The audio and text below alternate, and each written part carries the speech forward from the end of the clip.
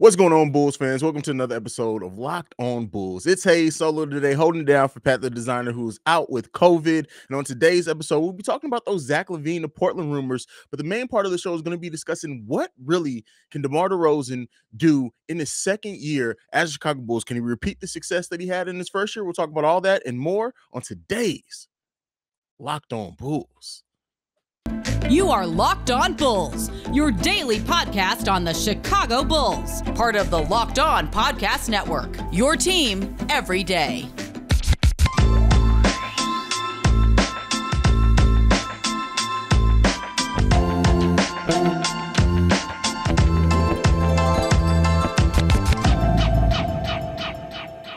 Thank you for tuning in to Locked On Bulls, part of the Locked On Podcast Network, where it's your team every day. It's Haize, just holding it down for Pat the Designer. You guys can follow me at CEO Haize, at CEO Haize. Today's episode, we're going to be talking about the rumors of Zach LaVine. That's what we're starting off with.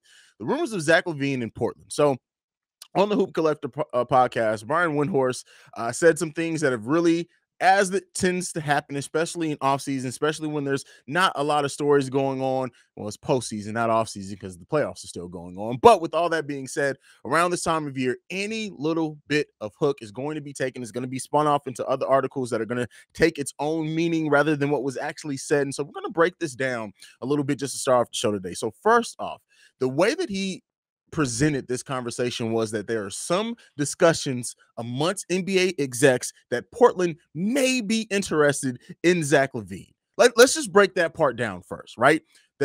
First off, it's not Zach LaVine. It's not coming from Zach LaVine's camp. It's not coming from Clutch Sports, even in what he said. Now, I do believe that this may have been leaked by Clutch Sports, but I'm just speaking about how Brian Windhorst himself talked about this on the podcast. So that being like the way that it was presented, that it was NBA execs talking about Portland, maybe some interest there. Like that right there is so many levels of removal from it being actual news or actual conversation that, you know, everything that you see now that is spun off from that to say like, hey, Portland's interested in Zach LaVine, Portland's going to clear the table to go after Zach LaVine. Like that right there should tell you guys a lot of why there's a lot of smoke here, right? Yes, Portland, as we know, is one of the teams with cap space. They can clear even more cap space. They can get up to $48 million in cap space, but that would come from renouncing the rights to Anthony Simmons, Yusuf Nurkic, and Josh Hart, who they just got in the trade in the McCollum deal. Now, I'm not saying that's not out of the realm of possibility for them to clear the table like that for specific free agents, but let's be clear here. Let's take a look at this. Zach LaVine, while you already know how I feel about Zach LaVine if you've been listening or watching this podcast long enough, is that Zach LaVine is an elite offensive player. Yes, he has his defensive holes and lapses. Yes, he has his basketball IQ things that playing with a player like Lillard could help. We've seen it. It helped when he was out there with Lonzo, and look how the way Lonzo communicated on defense, and it helped Zach LaVine be a better defender and a more aware defender. Now, you know, Dame is not the defender that Lonzo Ball is. I don't even think I would say that Dame has necessarily the raw basketball IQ that Lonzo Ball has. But with that being said, he's a better player. Like, let's be clear, Dame is a superstar.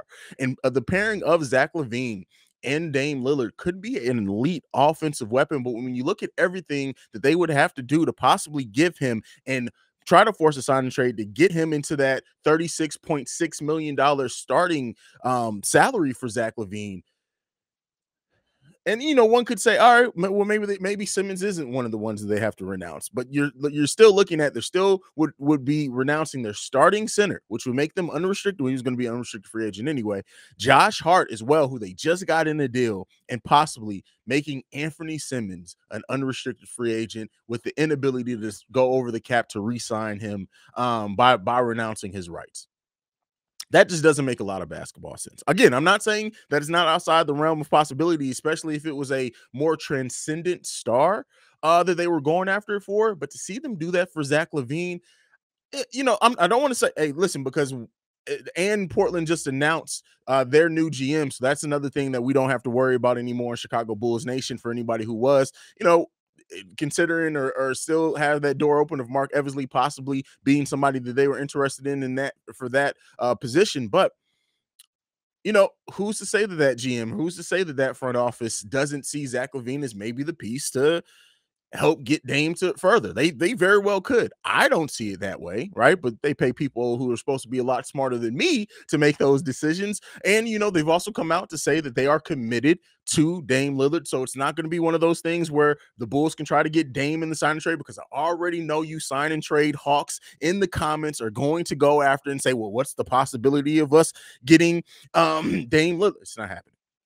Now, also another thing that they could do that they don't have to renounce the rights to Anthony Simmons is possibly including him in doing a double signing trade. Now, double signing trades are rare, and I don't know. I'm not a capologist. I don't know the specific rules on what has to happen to qualify for a double signing trade or to make it happen to where we would be signing and trading Zach LaVine to the Portland Trailblazers, and possibly the Portland Trailblazers would be signing and trading Anthony Simmons to us. I don't know the way the machinations in which that could happen or that would work, but this is just a bunch of smoke, people.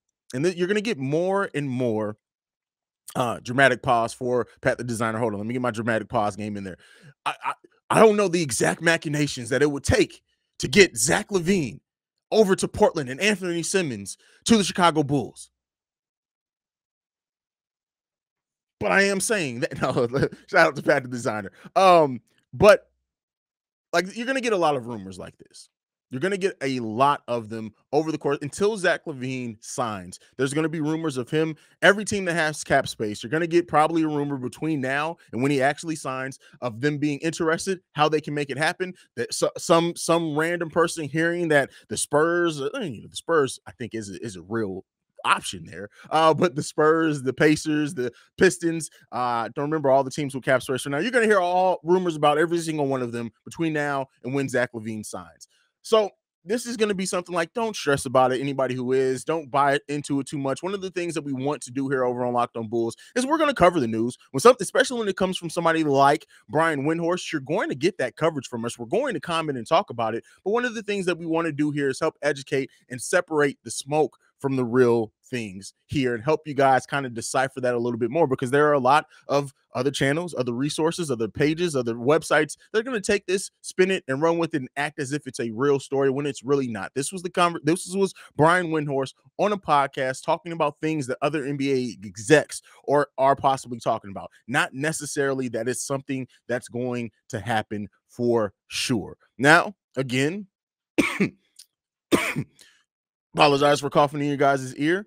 The Portland Trailblazers also do have a lottery pick coming up in this draft. And what happens with that lottery pick could determine which way they want to go. Is it possible that whoever they draft, could they include that in the sign? I'm not exactly sure on how those sign and trade deals need to work.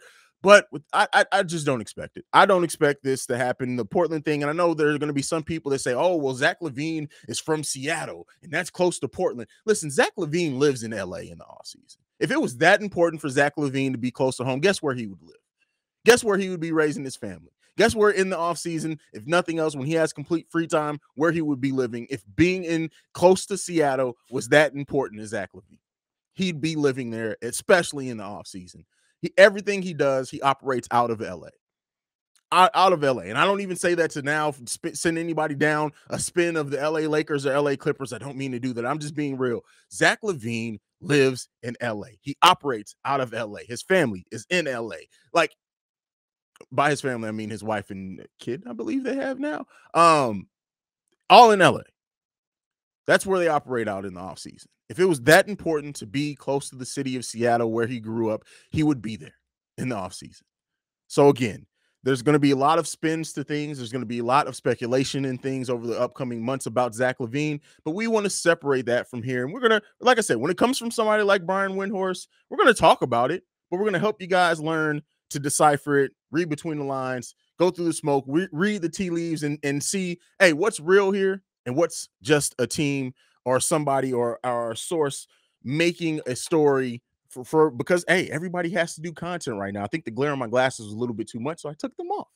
But the everybody's searching for content right now, and so you have to learn to decipher that. But you know what else I'm going to help you decipher? I'm going to help you decipher your health. I'm going to help you read the tea leaves to get a little bit better healthy. One of the things that I want to talk to you guys is about this product, AG1 from Athletic Greens. With AG1, you're absorbing 75 high-quality vitamins, minerals, whole food, super source foods, probiotics, and adaptogens to help you start your day right. This special blend of ingredients supports your gut health, your nervous system, your immune system, your energy, recovery, focus, and aging. Listen, everything that you could want, AG1 gives you. It gives you a jump start. It costs you less than $3 a day. You're investing in your health, and it's cheaper than your cold brew habit or your warm brew if you like it warm. It's giving you more than that. Right now, it's time to reclaim your health and arm your immune system with the convenient daily nutrition. Hey, listen, I guarantee you, if Pat was drinking AG1, he wouldn't be out with COVID right now. Especially heading into the flu and cold season. It's just one scoop in a cup of water every day. That's it. No need for a million different pills and supplements to look out for your health. To make it easy, Athletic Greens is going to give you a free 1-year supply of immune supporting vitamin D and 5 free travel packs with your first purchase. All you have to do is visit athleticgreens.com/NBA network. Again, that is athleticgreens.com/NBA network to take ownership over your health and pick up the ultimate daily nutritional insurance. Bam. All right. So, one of the other things that we have to talk about in today's episode is we're going to be talking about DeMar DeRozan. He had an amazing season for the Chicago Bulls. Can he repeat that? What is next season going to look like for DeMar DeRozan? And first, we have to do that, we have to review the season that we had before. And DeMar was everything plus some that we needed DeMar DeRozan to be. We came in to be a partner to Derrick Rose. I wish it was Derrick Rose. To Zach LaVine, to be a mentor, to be somebody who's been there, battle tested, as well as, Alex Caruso was brought in to be that as well at a different level. But DeMar DeRozan came in to be that veteran presence, and he more than exceeded that. He averaged the most points per game in his career, which is rare to say for somebody who's been in the NBA since 2009. Let's be clear here. DeMar DeRozan in his 32-year-old season put up statistically probably his best overall season. He shot more threes than what he did at almost any other point in the season. The only season that he shot more threes was his last year in Toronto in 2017 and 18, and he shot them at a 31% clip that season, whereas this season he took between 0.7 and 1.9 three-pointers per game and averaged and hit it at a 35% clip. And I know that's not anywhere near the upper echelon or elite for overall for the NBA, but for DeMar DeRozan, a player who's not been a three-point threat throughout his career, to shoot it, hit it at that clip. That clip is also the highest percentage that he's hit three-pointers in his career. So right now, we've already talked about two stats. We talked about points per game. We talked about three-point percentage, both the highest of his career. For a player that is 32 years old.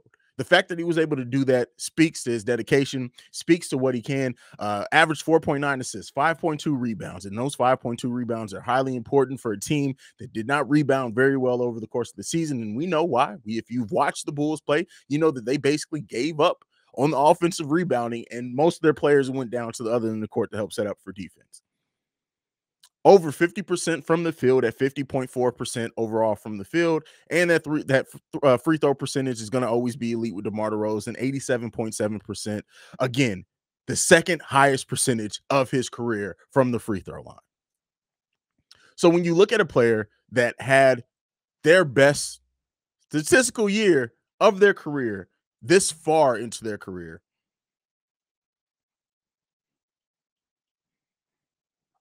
that's amazing.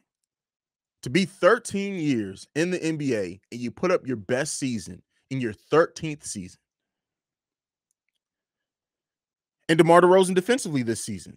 The Bulls were statistically a better defensive team when DeMar DeRozan was on the court. Now, a lot of that's to be said about who he's also out there playing with. Because a lot of his minutes, especially at the beginning of the season, were played with Lonzo Ball. A lot of those minutes were then played with Alex Caruso, who we know what they meant to this team's defensively. But again, also DeMar DeRozan, PER, highest player efficiency rating of his career. Second highest, third highest true shooting percentage of his career. The advanced analytics love DeMar DeRozan. DeMar DeRozan also the second highest usage rate of his career. What other player that's freshly that comes into the team? Remember, I know somebody, probably Chris Paul. This late into their career, has one of the highest usage rates of their career and does it effectively. Everything that DeMar DeRozan was advertised and, more importantly, needed to be for the Chicago Bulls team this season, he was that plus some. Now, were all things perfect? No. We know that this team collectively down the stretch of the season could not shoot to save their lives. They built several houses for homeless people in the city of Chicago with the bricks that they put up in the second part of that season. DeMar DeRozan, much like everyone else on this team, seemed to hit a wall after the All-Star break. And that's why this team needs more help, specifically from the bench. And, but you don't want to blame it all on that. There was a lot of things going on with this team after the All-Star break that causes this team to crumble, that causes this team to do what it did.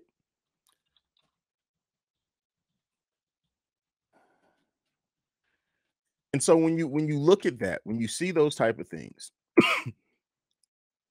it's hard to give DeMar DeRozan any type of negative grade when he had one of the better defensive ratings of his career. He played some of the highest minutes per game of his career. Everything that you look at for a player that's 32 years old, where some players are starting to slow down, DeMar DeRozan picked up, and he picked it up for the Chicago Bulls team. It's really hard to not like what DeMar DeRozan gave you. He was the engine for this team for several stretches of the season. When Zach LaVine was out, when Lonzo was out, when Lonzo came back, and it was him and Lonzo. Like, DeMar played he played 76 games for the Chicago Bulls, which again is up there for his career. I think that's probably his fifth highest total of his career. So DeMar DeRozan only missed 6 games for the Chicago Bulls this season, in the season in which almost every major person who contributed to this team missed double-digit games this season. DeMar DeRozan was the Iron Man for the Chicago Bulls. Again, Pat the Designer dramatic pause in remembrance of Pat the Designer. But everything that DeMar DeRozan needed to be, he was. Now, when we ask the question, can DeMar first season grade 2021-22 season grade for DeMar DeRozan, he gets an A. I know down the season, I'm not saying an A plus. I'm even maybe leaning more A minus. But for everything that DeMar was, for everything that the Bulls did accomplish this season, it doesn't happen without DeMar DeRozan. He has to get an A, in my opinion, and that's where I stand on that. Let me know what you guys think down below. What's your grade for DeMar DeRozan? I'll even put up a poll. I want you guys to vote on it. But with that being said, what can we expect from DeMar DeRozan in season 2 for the Chicago Bulls? Now, there may be some slowdown. It's possible. I don't think it's likely when you look at the way that DeMar's game is, when you look at how flawless it was this season. Now, we have seen some players have big drop-offs randomly. We've seen it happen, right? It's not out of the realm of possibility. And I'm not necessarily saying that may not happen, that we may see some slides. But hopefully, if we do, that comes with Patrick Williams being better. It comes with Ayo Dosunmu being ready to contribute more offensively. It comes with a better bench overall for this Chicago Bulls team and better contributions from that bench. Hopefully, it comes with a fully healthy Lonzo Ball and Zach LaVine, who are ready to pick up some slack as well. So, can DeMar DeRozan repeat? I don't like when you have a player that gave you their best season statistically in their career in their 13th season.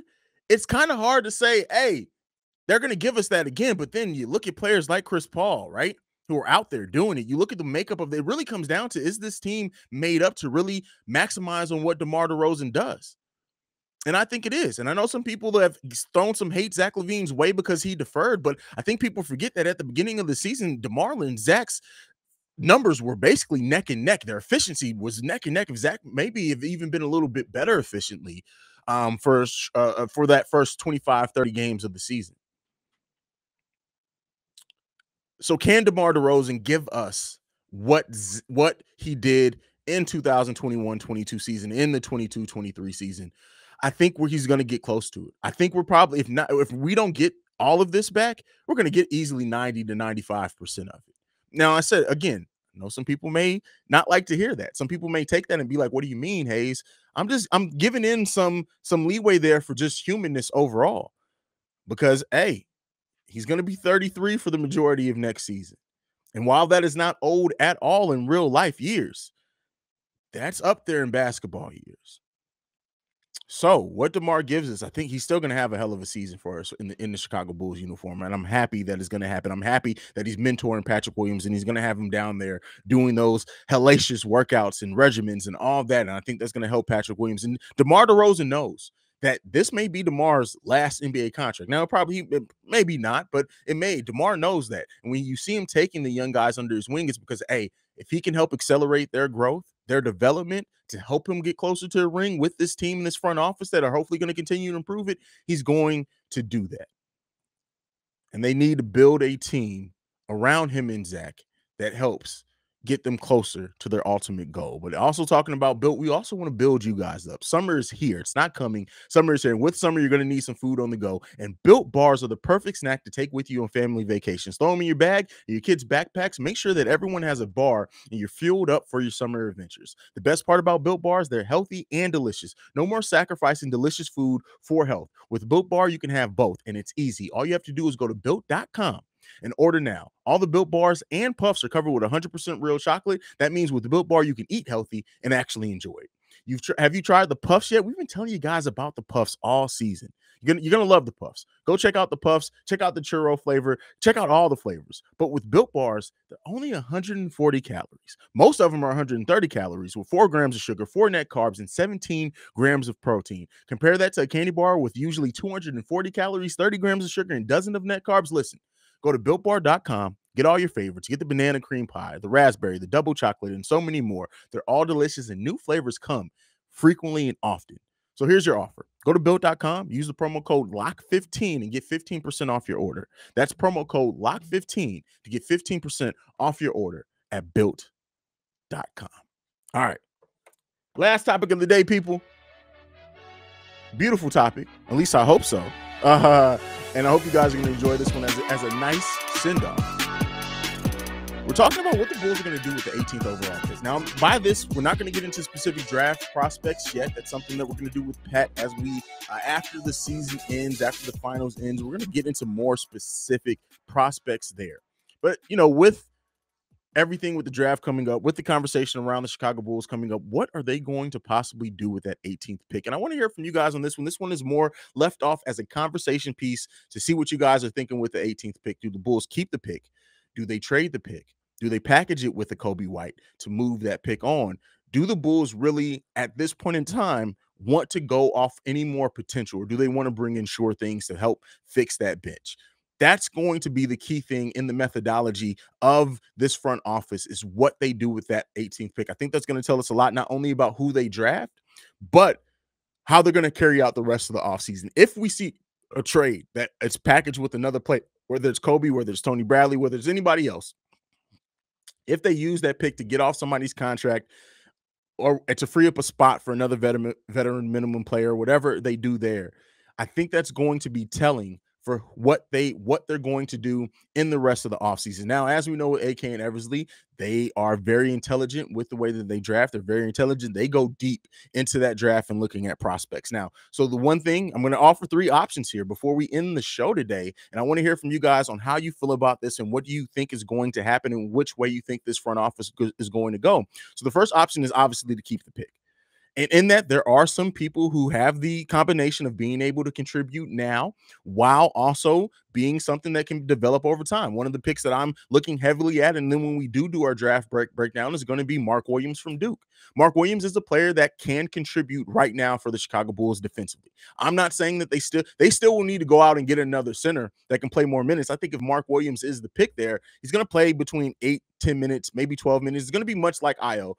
He's going to be trusted for his defense first, and then maybe he can work his way in, but he's somebody who can contribute now. Think of it like a Taj Gibson in Taj's rookie year.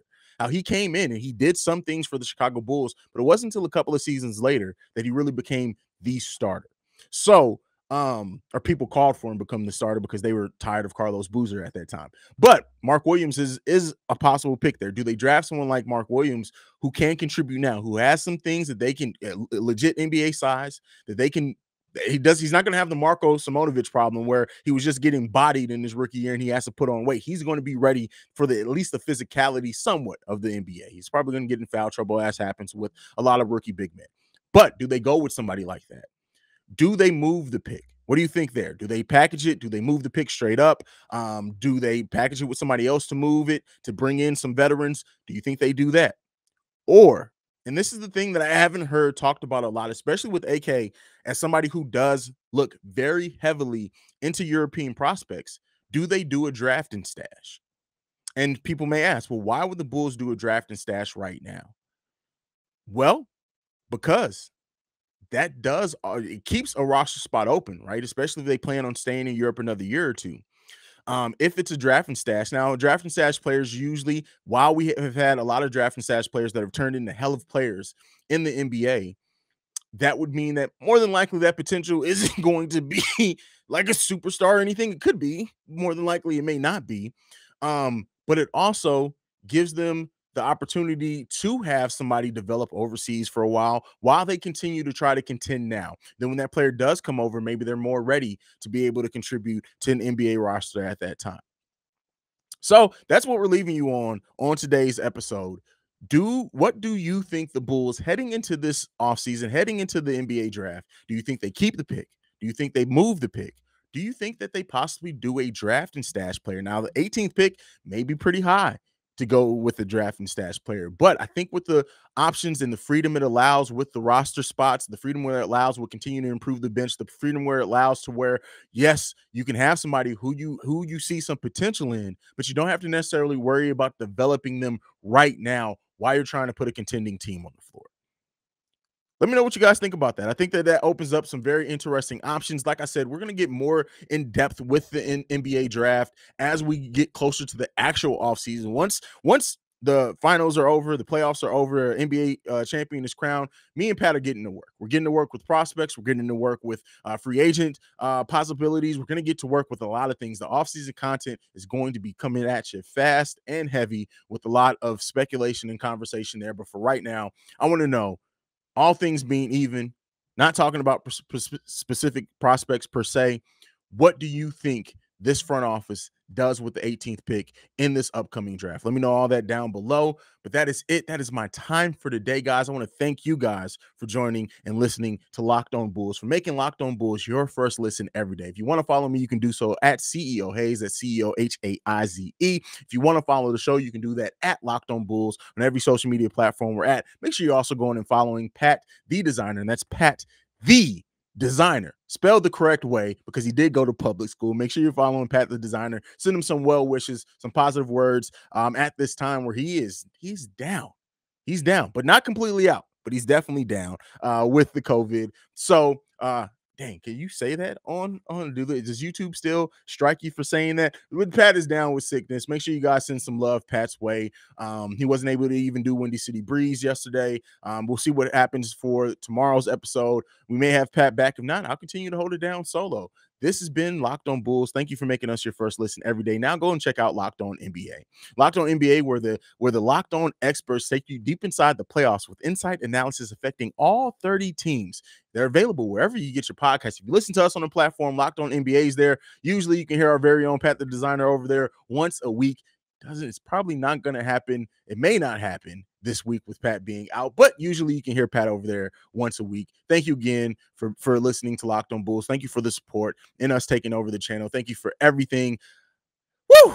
Solo episodes are pretty, they're interesting. They're interesting, but this has been Locked On Bulls. I love you guys. Go Bulls. See red, don't be red.